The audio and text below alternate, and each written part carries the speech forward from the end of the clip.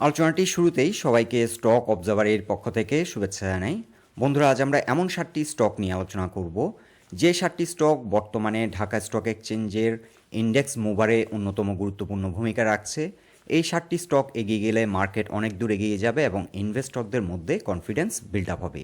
আর যে 7টি স্টক আজকের আলোচনায় কভার করছি সেগুলো হলো Bangladesh shipping corporation, eastern housing limited, Navana pharmaceuticals, Magna life, unique hotel, Lafarge Holcim Bangladesh limited এবং বসুন্ধরা পেপার মিলস লিমিটেড।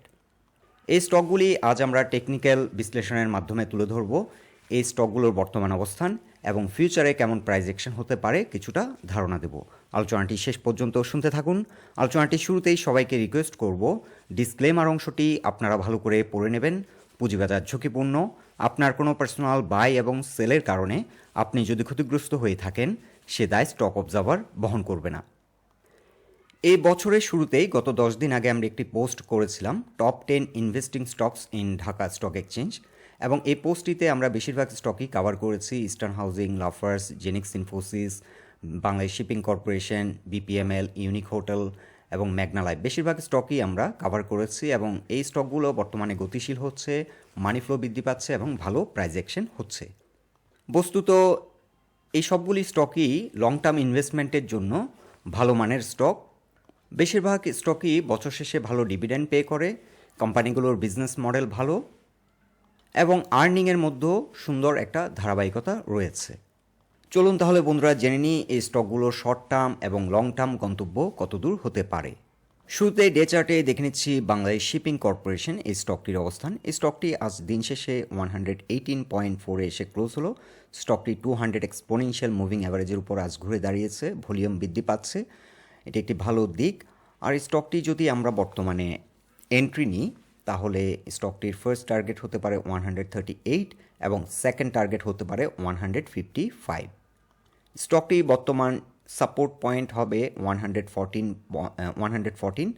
যেহেতু এটি 200 এক্সপোনেনশিয়াল মুভিং অ্যাভারেজের উপর ঘুরে দাঁড়িয়েছে, 200 এক্সপোনেনশিয়াল মুভিং অ্যাভারেজ বর্তমানে সাপোর্ট হিসেবে অ্যাক্ট করবে। আর এরপরও কিন্তু স্টকটি যেহেতু এখানে এখন প্রাইস পয়েন্ট লেভেলে কিছুটা রেসিস্ট্যান্স ফেস করছে, এখান থেকে কিছুটা আপ ডাউন করতে পারে। সো এটি ডলার কস্ট অ্যাভারেজের মাধ্যমে গ্র্যাজুয়ালি কালেক্ট করা যেতে পারে, আর এটি ইনভেস্টমেন্টের জন্য ভালো মানের একটি স্টক। এই স্টকটি 2022 সেপ্টেম্বরে এটি 170 প্লাস প্রাইস অ্যাকশন করে এবং এরপর কিন্তু সিগনিফিক্যান্ট কারেকশন হয়েছে, সাপোর্ট নিয়েছে 107। এই জন্যে ফ্লোর প্রাইস ছিল, ফ্লোর প্রাইস থেকে সাপোর্ট নিয়ে এখন ঘুরে দাঁড়িয়েছে। স্টকটি উইকলি চার্টে 50 এবং 20 এক্সপোনেনশিয়াল মুভিং অ্যাভারেজের উপরে অবস্থান করছে বর্তমানে। এখন আমরা লং টার্ম যে প্রাইস অ্যাকশন হওয়ার সম্ভাবনা রয়েছে স্টকটিতে সেটা নিয়ে আলোচনা করছি। লং টার্ম স্টকটি 310 পর্যন্ত প্রাইস অ্যাকশন আমরা ফার্স্ট টার্গেট হিসেবে চিহ্নিত করছি। 50% রিকভারি সাইকেল। স্টকটির অল টাইম হাই ছিল 600-এর মতো এবং এখান থেকে কিন্তু বড় রকমের পতন ছিল এবং দীর্ঘদিন ধরে সাইডওয়ে মুভমেন্টের মধ্যে ছিল এবং রিসেন্টলি স্টকটি গতিশীল হয়েছে। সো স্টকটির ক্ষেত্রে ফার্স্ট টার্গেট হতে পারে 310, যারা একটু লং টার্ম ইনভেস্টমেন্টের চিন্তাভাবনা করছেন। যাত্রাপথে দুটো রেসিস্ট্যান্স ফেস করবে, 158-এ একটি রেসিস্ট্যান্স ফেস করবে এবং 242-তে একটি রেসিস্ট্যান্স ফেস করবে। সিগনিফিক্যান্ট সেল প্রেশার ফেস করবে স্টকটি 158 থেকে 170, এই জোনটিতে সিগনিফিক্যান্ট সেল প্রেশার ফেস করবে, কারণ রিসেন্টলি স্টকটি এই জোনটিতে বিশেষ করে 140 থেকে 160 এই জোনটিতে হিউজ ভলিউমে লেনদেন হয়েছিল। সো ইন শর্ট, স্টকটি বর্তমানে এন্ট্রি নেওয়ার জন্য সুইটেবল প্রাইস পয়েন্টে অবস্থান করছে। স্টকটির গন্তব্য হতে পারে 310 পর্যন্ত। এখানে রয়েছে 50% রিকভারি সাইকেল। 310 একটি গুরুত্বপূর্ণ রেসিস্ট্যান্স পয়েন্ট হবে এই স্টকটির জন্য। সো এই রেসিস্ট্যান্সগুলো আমরা কিন্তু ফিবোনাচি রিট্রেসমেন্ট চার্ট ড্র করে শো করছি। এই স্টকটি 2010-এর ক্রাশের পর কিন্তু ধারাবাহিকভাবে বড় রকমের পতন হয়েছে এবং আপ টু 22 পর্যন্ত নেমে আসে এবং এরপর এই জোনটিতে কিছুটা কনসলিডেশন হয় এবং দীর্ঘদিন ধরে কিন্তু সাইডওয়ে মুভমেন্টের মধ্যে রয়েছে। একটি ভালো মানের স্টক অনেক সময় মার্কেট আইডেন্টিফাই করতে অনেক বেশি টাইম লাগে। বস্তুত এই স্টকটির গ্রোথ শুরু হয় 2010 থেকে। আমরা যদি এই স্টকটির ফিনান্সিয়াল অবস্থান চেক করি, 2010 থেকেই কিন্তু আর্নিংয়ের মধ্যে বড় রকমের উত্থান হয়েছে এবং যার রিফ্লেকশন প্রাইস অ্যাকশনের মধ্যে আমরা লক্ষ্য করছি। এখন ডে চার্টে দেখে নিচ্ছি ইস্টার্ন হাউজিং লিমিটেড এই স্টকটির অবস্থান। এই স্টকটি আমাদের ফার্স্ট টার্গেট অ্যাচিভ করেছে 92-তে এবং এই রেসিস্ট্যান্সটিকে ব্রেকআউট করে রিটেস্ট দেওয়ার পর আজকে কিন্তু আবারও ঘুরে দাঁড়িয়েছে। দিন শেষে 95.6-এ এসে ক্লোজ হলো। বর্তমানে মানি ফ্লো ঠিক আছে এবং আমরা সেকেন্ড টার্গেট সেট করেছিলাম 100 থেকে 103। সো আমাদের সেকেন্ড টার্গেটের দিকে এগিয়ে যাচ্ছে এবং ডে চার্টে স্টকটি 20, 50 এবং 200 এক্সপোনেনশিয়াল মুভিং অ্যাভারেজের উপরে অবস্থান করছে। সো স্টকটির ক্ষেত্রে এখন ইম্পর্টেন্ট সাপোর্ট হবে, ফার্স্ট যে সাপোর্টটি সেটি হচ্ছে 92 এবং এরপর 90.4, এখানে রয়েছে 200 এক্সপোনেনশিয়াল মুভিং অ্যাভারেজের সাপোর্ট লাইন। এখন এটি সাপোর্ট হিসেবে অ্যাড করবে। সেকেন্ড সাপোর্টটি 90.5-এ। আর যারা একটু লং টার্ম ইনভেস্টমেন্টের কথা মাথায় রেখে আপনারা ইনভেস্ট করছেন তাদের জন্য ফার্স্ট টার্গেট হবে 150 ফার্স্ট টার্গেট এবং সেকেন্ড টার্গেট হতে পারে 220 থেকে 240। ঢাকা স্টক এক্সচেঞ্জের এটিও কিন্তু ভালো মানের একটি স্টক। ইনভেস্টমেন্ট পার্সপেক্টিভ থেকে যদি আমরা বিবেচনা করি এটি ভালো মানের একটি স্টক লং টার্ম ইনভেস্টমেন্টের জন্য। একই সাথে এই স্টকটি কিন্তু ভালো ট্রেডিং অপরচুনিটি দেয়। স্টকটি সিগনিফিক্যান্ট সেল প্রেশার আসবে 120 থেকে 130, এই জোনটিতে ভালো রকমের একটা সেল প্রেশার আসবে কারণ রিসেন্টলি এই জোনটিতে হিউজ ভলিউমে টার্নওভার হয়। এখন আমরা উইকলি চার্টে দেখে নিচ্ছি নাভানা ফার্মাসিউটিক্যালস এই স্টকটির অবস্থান। এই স্টকটি কিন্তু আমাদের ফার্স্ট টার্গেট অলরেডি অ্যাচিভ করে গেছে। আমরা 94 থেকে 95 ফার্স্ট টার্গেট সেট করেছিলাম, টার্গেটটি অ্যাচিভ করেছে। এখন আমাদের সেকেন্ড টার্গেট হচ্ছে 117 থেকে 120। সো আমাদের সেকেন্ড টার্গেটের দিকে এগিয়ে যাচ্ছে। যাত্রাপথে একটি রেসিস্ট্যান্স ফেস করবে 102 থেকে 103, এই জোনটিতে অনেকটা সেল প্রেশার ফেস করবে। বর্তমানে ভালো ভলিউম নিয়ে এগিয়ে যাচ্ছে, ভলিউম বৃদ্ধি পাচ্ছে, সাথে বুলিশ প্রাইস অ্যাকশন লক্ষ্য করা যাচ্ছে। সো স্টকটি অলরেডি বুলিশ সাইন লক্ষ্য করা যাচ্ছে এবং স্টকটি হয়তো কুইকলি আমাদের যে সেকেন্ড টার্গেটটি 117 থেকে 120, এই টার্গেটটি অ্যাচিভ করবে বলে আমরা আশা রাখছি। তবে স্টকটির ক্ষেত্রে মাথায় রাখতে হবে 108 থেকে 120 এটি মোস্ট চ্যালেঞ্জিং জোন, কারণ এই জোনটিতে হিউজ ভলিউমে একসময় লেনদেন হয়েছে। সো এই জোনটিতে কিন্তু সিগনিফিক্যান্ট সেল প্রেশার ফেস করবে এই স্টকটি। লং টার্ম এই স্টকটির গন্তব্য হতে পারে 130 থেকে 180।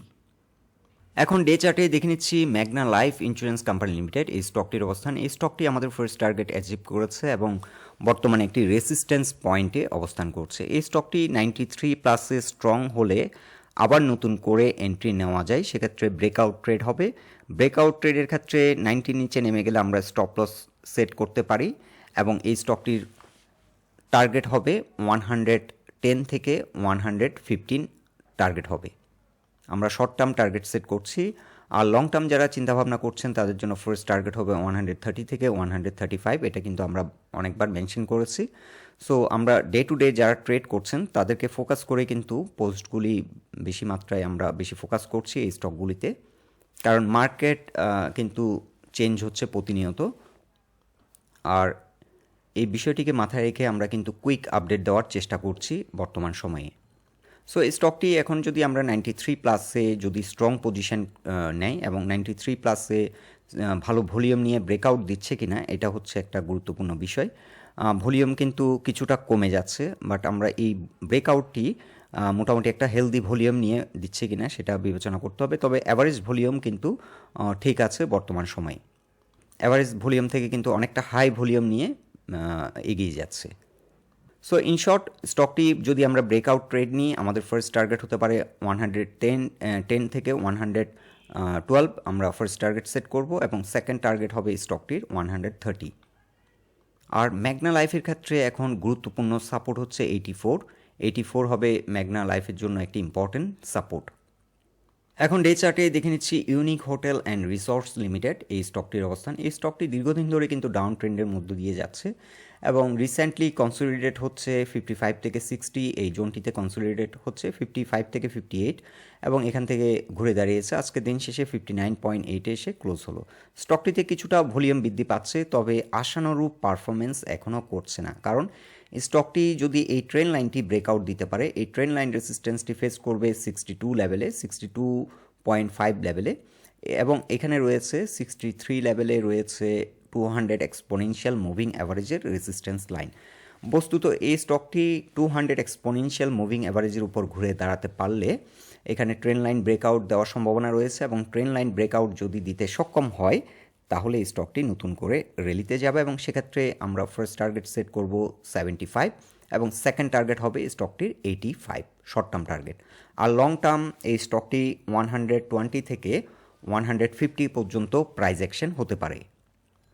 সো সাপোর্ট নিয়ে আমরা অত বেশি কথা বলছি না, কারণ স্ট্রং ডিমান্ড জোনে রয়েছে। এখানে ডলার কস্ট অ্যাভারেজের মাধ্যমে গ্র্যাজুয়ালি স্টকটি অ্যাকুমুলেট করা যায়, আর ব্রেকআউট দিলে আমরা চাইলে ভলিউম ইনক্রিজ করতে পারি। সো ইন শর্ট, স্টকটি র্যালি শুরু করবে 63 প্লাসে স্ট্রং হলে নতুন করে র্যালি শুরু করবে, এবং সেক্ষেত্রে ফার্স্ট টার্গেট হবে 75 এবং সেকেন্ড টার্গেট হবে 85। লং টার্ম ইনভেস্টমেন্টের জন্য এটি একটি ভালো মানের স্টক। বর্তমানে কোম্পানিটিতে গ্রোথ রয়েছে। সো ইনভেস্টমেন্ট গ্রাউন্ড থেকে যদি বিচার করি, এটি ইনভেস্টমেন্ট ক্যাটাগরির একটি ভালো মানের স্টক।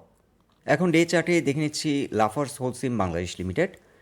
এই স্টকটি আজকের দিন শেষে 71.3-তে ক্লোজ হলো। রিসেন্টলি স্টকটি রেজিস্ট্যান্স ফেস করছে 72.2-তে। এখানে রয়েছে প্রাইস লেভেল পয়েন্ট লেভেল একটি রেজিস্ট্যান্স, এবং বারবার এই জোন থেকে কিন্তু স্টকটি রিসেন্টলি রিজেক্ট হচ্ছে। লাফার্স হোলসিম বাংলাদেশ দীর্ঘদিন ধরে কিন্তু সাইডওয়ে প্রাইস অ্যাকশন করছে। বস্তুত 66 কিংবা 7 থেকে 72 এই জোনের মধ্যে ঘোরাফেরা করছে। আর এই স্টকটি যদি এই সাইডওয়ে ব্রেকআউট দিতে সক্ষম হয়, 73-তে এটি ব্রেকআউট হবে, এবং ব্রেকআউট দিলে এই স্টকটি 83 পর্যন্ত প্রাইস অ্যাকশন হতে পারে। তবে এই স্টকটিও যেহেতু এই স্টকটি ইনভেস্টমেন্টের জন্য ভালো মানের একটি স্টক, এই স্টকটি এখন ডলার কস্ট অ্যাভারেজের মাধ্যমে চাইলে কালেক্ট করা যেতে পারে। আর যারা ট্রেডিং পার্সপেক্টিভ থেকে চিন্তাভাবনা করছেন, স্টকটি 73 প্লাসে স্ট্রং হলে ব্রেকআউট ট্রেড নেওয়া যায়, এবং সেক্ষেত্রে শর্ট টার্ম টার্গেট আমরা সেট করছি 83। আর সেকেন্ড টার্গেট হবে এই স্টকটি রিসেন্টলি যে হাইটি করেছিল 105, এটি হবে সেকেন্ড টার্গেট। আর যারা লং টার্ম চিন্তাভাবনা করছেন, লাইক 2 to 3 ইয়ার্স যারা চিন্তাভাবনা করছেন, এই স্টকটি 180 থেকে 250 পর্যন্ত প্রাইস অ্যাকশন হওয়ার সম্ভাবনা রয়েছে। স্টকটির অল টাইম হাই 140 অ্যারাউন্ড, আমরা তাও একবার চেক করে নিচ্ছি। ইয়েস, 144 পর্যন্ত প্রাইস অ্যাকশন করেছিল। চাইলে লং টার্ম যারা ইনভেস্টমেন্ট করছেন, স্টকটিতে ফার্স্ট টার্গেট সেট করতে পারেন 140, এবং এটি ব্রেকআউট দিলে আবার নতুন করে ট্রেড নিয়ে আপ টু 220 পর্যন্ত টার্গেট সেট করা যেতে পারে। আর এটি একটি মাল্টিন্যাশনাল কোম্পানি, এবং সিমেন্ট ইন্ডাস্ট্রিতে তারা বাংলাদেশে মার্কেট লিডার বলা যায়। বিজনেস মডেল ভালো, কোম্পানিটির বর্তমানে গ্রোথ রয়েছে, ইনভেস্টমেন্টের জন্য সুইটেবল একটি স্টক। এখন ডে চার্টে দেখে নিচ্ছি বসুন্ধরা পেপার মিলস লিমিটেড এই স্টকটির অবস্থান। এই স্টকটি আজ দিন শেষে 74.2-তে এসে ক্লোজ হলো। স্টকটি 200 এক্সপোনেনশিয়াল মুভিং অ্যাভারেজের উপর ঘুরে দাঁড়িয়েছে, এবং যার কারণে কিন্তু ভালো ভলিউমে লেনদেন হচ্ছে এবং ভালো প্রাইস অ্যাকশন লক্ষ্য করা যাচ্ছে। রিসেন্টলি যে রেজিস্ট্যান্সটি স্টকটি ফেস করছে, এখানে 75 লেভেলে প্রাইস পয়েন্ট লেভেল রেজিস্ট্যান্স রয়েছে। তবে ভলিউমের ধারাবাহিকতা যদি ঠিক থাকে, তাহলে স্টকটি এই রেজিস্ট্যান্সগুলো ব্রেকআউট করে এটি 95 কিংবা 6 পর্যন্ত প্রাইস অ্যাকশন হওয়ার সম্ভাবনা রয়েছে। যাত্রাপথে 84 লেভেলেও কিন্তু ভালো রকমের সেল প্রেশার ফেস করবে, এবং গ্র্যাজুয়ালি এই টার্গেটটি অ্যাচিভ করবে 95 থেকে 96।